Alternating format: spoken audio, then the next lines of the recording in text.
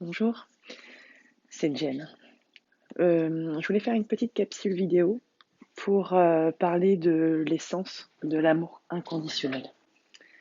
Alors, dans cette vidéo, tout ce que je vais raconter, il s'agit là de ma propre vérité que je partage. Je ne souhaite pas forcément que les autres y adhèrent, hein, c'est juste vraiment du partage. Je pars du principe que dans la vie, il n'y a pas de gens mauvais. Il y a seulement des gens blessés. Quand on peut prendre du recul dans une situation qui est délicate entre deux individus ou un groupe, on peut percevoir la blessure de l'autre pour ne pas s'imprégner de cette blessure. Je m'explique. En fait, quand on a des blessures d'âme qui sont hyper déséquilibrées, on est directement absorbé par nos blessures et on rentre dans un état émotionnel. Donc la colère, la tristesse, le jugement et tout ça. Quand on commence à s'équilibrer sur ces blessures d'âme, on est en capacité de percevoir celle de l'autre et ce que l'autre va venir titiller chez nous, dans nos propres blessures, qui sont toujours là parce qu'elles sont équilibrées et non pas guéries, car à mon sens, on ne peut pas guérir une blessure d'âme parce que ces blessures d'âme font ce qu'on est aujourd'hui. C'est une trame de fond en fait. Donc, ça sert à rien de courir après un but de guérison sur une blessure d'âme, mais d'équilibrage. La guérison, je pense, à mon sens, vient à la fin de notre vie, quand on a atteint nombre d'expérimentations et un âge qui nous permet de prendre du recul et de savoir que ces blessures sont en nous, qu'elles sont là et qu'elles seront toujours là, mais que plus rien ne peut les atteindre. Donc, je reviens sur l'idée du départ. Pourquoi l'essence de l'amour inconditionnel? Parce que le principe, c'est que quand on identifie la blessure de l'autre, parce que les nôtres sont équilibrées en nous, donc on sait qu'elles sont là, qu'elles existent et on les connaît, on sait repérer leur schéma, leur mécanisme en fait. Du coup, quand on interagit avec quelqu'un qui a des blessures qui sont lui ou elle déséquilibrées, euh, on se met en recul face à la personne qui est animée par sa blessure, donc dans l'émotion, qui n'est, excusez-moi, qui n'est plus là du tout en fait, hein. C'est la blessure qui a pris le relais, qui s'est mis en façade de nous, devant la personne en protection. Et quand on est équilibré, on voit les blessures de l'autre. Et en fait, l'amour inconditionnel, pourquoi? Parce que on ne rentre pas en fait dans la blessure de l'autre pour la porter sur soi, parce qu'elle est à l'autre, elle lui appartient. Donc on ne discute pas en fait, on n'interagit pas avec la blessure de l'autre quand la personne est dans l'état émotionnel, puisque en fait la personne inconsciemment cherche en fait à ce qu'on l'aide parce que cette blessure est trop béante, trop ouverte, et que pour elle c'est compliqué de réussir à gérer. Donc, et tout ça est de l'ordre de l'inconscient en fait, hein. Donc, quand on repère la blessure de l'autre et qu'on voit que l'autre est dans un état émotionnel, on accepte ce qui se produit parce qu'on ne peut rien y changer. Ça ne sert à rien de discuter avec la personne ou d'essayer de l'atteindre de quelque façon que ce soit, puisque elle n'est pas atteignable tant qu'elle est dans l'émotionnel. Donc, on reste en retrait, on laisse l'autre exprimer sa blessure. Par contre, on ne s'y soumet pas. C'est-à-dire que si dans son état émotionnel, la personne dépasse nos limites, nos valeurs, notre devoir est de dire non. Non, voilà, ça c'est toi, ça t'appartient. Je ne suis pas ça, ça ne me définit pas. Mais par contre, pas de problème, j'accepte l'état émotionnel dans lequel te plonge ta blessure. Mais je n'accepte pas que cet état émotionnel-là se répercute sur moi. Et l'essence de l'amour inconditionnel prend sa forme à l'instant où vous acceptez l'autre avec ses blessures d'âme déséquilibrées et que vous vous protégez, vous, en n'acceptant pas que la personne aille trop loin. Donc, généralement, ça ne peut pas forcément passer par le verbe, puisque quand on est dans un état émotionnel, euh, le verbe qui est employé n'est pas un verbe authentique, en fait, hein. Il est animé par des émotions qui n'ont rien à faire dans l'échange entre les deux personnes. Donc, à mon sens, quand la personne est dans l'émotionnel et qu'elle franchit une limite, la seule chose qu'il y a à faire finalement, c'est le silence, puisque on ne peut pas régler ce souci-là tant que l'autre n'est pas revenu, n'est pas sorti de sa blessure en fait, n'est pas revenu dans la réalité. Donc, et il faut un certain temps pour ça, puisque selon comment on a été titillé la blessure de l'autre de façon inconsciente, hein, des fois ça peut prendre plusieurs heures, voire plusieurs jours pour que ça revienne à la normale. Donc voilà, pour moi c'est ça. C'est ça l'amour inconditionnel.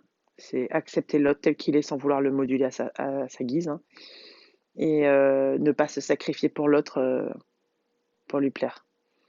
Quand on accepte d'interagir avec la blessure de l'autre et qu'on accepte par amour notamment que l'autre vienne enfreindre nos propres limites, nos propres valeurs, euh, on est dans le sacrificiel. Mais on peut aussi, malheureusement, par ce biais-là d'interaction, de blessure à blessure et non d'âme à âme, on peut aussi rentrer dans ce triangle qui est très malsain, ce triangle de Capman, qui est, je le rappelle, sauveur, victime, bourreau. On va essayer, en se sacrifiant nous, de sauver l'autre, alors qu'en fait, le seul qui peut sauver l'autre, c'est lui-même. Comme nous, les seules personnes qui pouvons, enfin, vous ou moi, la seule personne qui peut nous sauver, c'est nous-mêmes. Donc, l'importance du détachement est très importante dans l'interaction aux autres, surtout quand on sent que l'autre a une blessure qui est déséquilibrée, parce qu'il ne faut pas qu'elle nous atteigne. Surtout si nous nous sentons en équilibre et que nous avons conscience des blessures qui nous animent, il est important de rester en retrait. Parce que si on accepte de rentrer dans ce schéma-là de discussion avec quelqu'un qui a un état émotionnel déstabilisé par ses propres blessures d'âme qui ne sont pas, elles, équilibrées, il y a un risque de rentrer dans ce triangle-là. Et à partir du moment où on y est rentré avec une personne, c'est très délicat d'en sortir. Parce que quand on se positionne en tant que sauveur auprès de l'autre, généralement, en face de nous, on a quelqu'un qui aura tendance à être dans la victimisation. Mais cette personne peut également passer à un rôle de sauveur quand vous n'êtes pas bien, donc vous victimisez. Et après, l'un ou l'autre peut passer sur une polarité bourreau, euh, sur certaines situations, notamment quand les blessures d'âme sont déséquilibrées et qu'on passe dans un état émotionnel et que forcément on dit des choses qu'on ne pense pas. Donc voilà, j'espère que c'est assez clair ce que j'essaie de dire parce que pour moi ça l'est. C'est ma vérité donc c'est facile. Mais pour redonner cette chose-là à d'autres personnes, c'est plus délicat, puisque de toute façon, tout le monde a sa propre compréhension, sa propre logique. Et des fois, bah, c'est compliqué de passer un message. Le passer, c'est pas compliqué. Ce qui est plus délicat, c'est que les personnes entendent l'essence du message. Donc voilà, c'est le principal message que je voulais faire passer aujourd'hui. Accepter les autres avec leurs blessures sans accès. Et par contre, n'acceptez surtout pas que ces blessures-là viennent enfreindre des règles, des valeurs qui sont en vous. C'est tout. Personne n'a le droit d'enfreindre les règles qui sont en nous parce que si elles sont là, c'est qu'elles ont lieu d'être. Donc voilà, c'est pas parce que c'est votre âme sœur, votre flamme jumelle, votre père, votre mère, votre enfant. C'est voilà, ça passe par ça, l'amour de soi, le respect de soi, l'estime de soi, la confiance en soi. Ça passe par Non, je ne suis pas d'accord. Tu es venu enfreindre une de mes valeurs, une de mes règles, et je ne t'y autorise pas. Bien sûr, tout ça dans la bienveillance, puisque l'autre n'est pas conscient de ce qui se joue, hein. Il est animé, alors je mets le mot entre parenthèses, hein, il est possédé par ses propres blessures qui ne sont pas équilibrées. Et je pense que quand je parle de ça, de possession, quand la blessure d'âme n'est pas équilibrée, je pense que chacun qui est sur un chemin de retour à soi, un chemin de retour vers son être authentique, chacun saisira l'essence de ce que je suis en train de dire. Parce qu'on l'a tous expérimenté, certains l'expérimentent aujourd'hui. Les blessures d'âme, quand elles sont déséquilibrées, nous poussent dans des émotions très dark, des échanges avec des gens qu'on aime qui peuvent déraper. Et je trouve ça dommage puisque c'est pas les âmes qui discutent entre elles, c'est les égos. Voilà, la blessure d'âme, en fait, n'est qu'un outil du mental, de l'ego.